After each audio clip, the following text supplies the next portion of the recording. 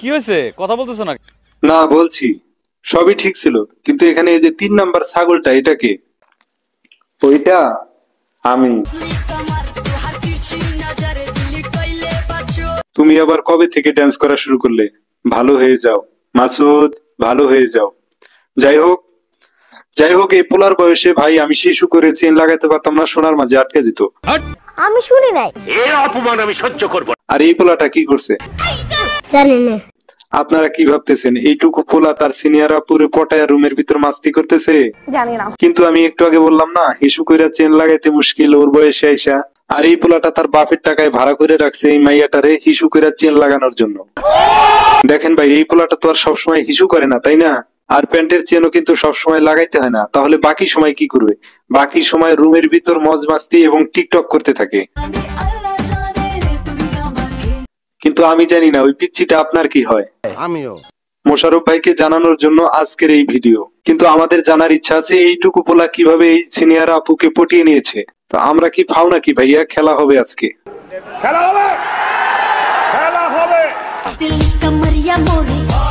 কিছুদিন ধরে এই ভিডিওটি শুধু আমার সামনে আসছে আর টাইটেলে লেখা আছে শীতের কম্বল। আর পিচ্চিটার শীতের কম্বল হচ্ছে এই মাইয়া। এখন আমার কথা হচ্ছে, এই মাইয়াটাকে যে আপনারা পিচ্চির শীতের কম্বল হিসেবে দাবি করতেছেন, এই মাইয়াটা মানে এই শীতের কম্বল কি এই পিচ্চির শরীরে ভর নিতে পারবে? দেওয়ার সাথে সাথেই তো বলবো আমার গরম লাগতেছে, কম্বল সরা। আর একটা বিষয়, পোলাটারে ভালোভাবে দেখেন তো। আমার তো মনে হচ্ছে এটা 100% একটা বিসি ছাড়া পোলা। কি বলতেছো এগুলা? আরে ভাই তোমারে বলি নাই, ভালো করে দেখে নাও। এটা হচ্ছে মাইয়া মানুষ পোলা মানুষের মতো ভং ধরেছে। আর এটা হচ্ছে টিকটকের ব্যবসা।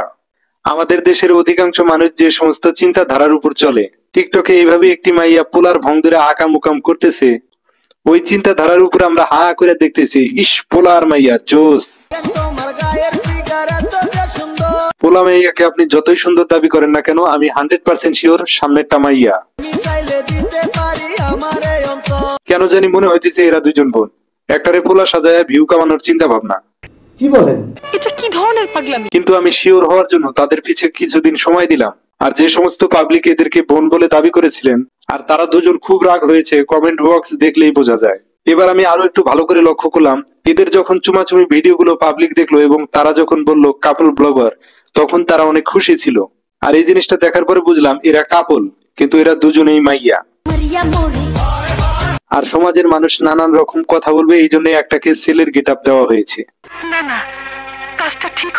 আমার একটা বাস্তব জীবনের গল্প মনে পড়ে গেল, জানেন? আমার বন্ধুর বড় ভাইয়ের দোকানে একজন ছেলে কাজ করতো, আর ওই পোলাটা আমার বন্ধুর বাসায় ঘুমাইতো। সেটা আসলে পোলা না, ওটা একটা মাইয়া। আর আমার বন্ধু অবাক হয়ে গেল, এতদিন একটা মাইয়ার পাশে সে ঘুমাইছে আর সে জানে নাই। বলেন কি? আর এদের বিষয় ঠিক এরকমই হয়েছে, যাতে মাইয়া হলেও উপরে পোলা। সবকিছুর ভাগ দিতে রাজি আছি, শুধুমাত্র তোমার ভাগটা আমি। এর মানে বোঝাই যায় আপনারা দুইজন কাপল, আর বাংলাদেশে থেকে আপনারা সমকামিতা করতেছেন। আর তাদের গানের কথা দেখছেন, পাতিল কোমর চাতিল কোমর। এদেরকে ভাইও বলা যাবে না, বোনও বলা যাবে না। এদের সম্পর্ক আসলে কি, এরা আসলে সামনে এসে ক্লিয়ার করলে তাহলেই বোঝা যাবে। আর তা না হলে আমার এই ভিডিও দেখার পরে পাবলিক এদেরকে রাস্তাঘাটে দেখে অশান্তিতে পড়ে যাবে।